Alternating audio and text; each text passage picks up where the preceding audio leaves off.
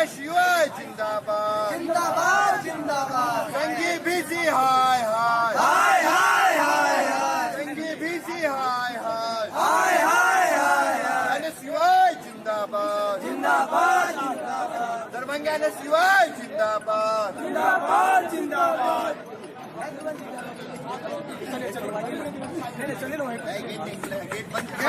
आने का काम किया है। अभी तक फैसला नहीं हुआ है। पीजी में नए सत्र का जो बच्चा एडमिशन करवाया है उसको लेकर के हॉस्टल में असामाजिक तत्व जखीरा लगा के बैठा हुआ है, उसको खाली नहीं करवा करके और नए सत्र वाले बच्चे को उसमें नहीं किया जा रहा है। इसी विभिन्न मामलों को लेकर के दरभंगा NSUI पूर्ण रूप से ललित नारायण मिश्रा यूनिवर्सिटी को बंद करने का काम किया। NSUI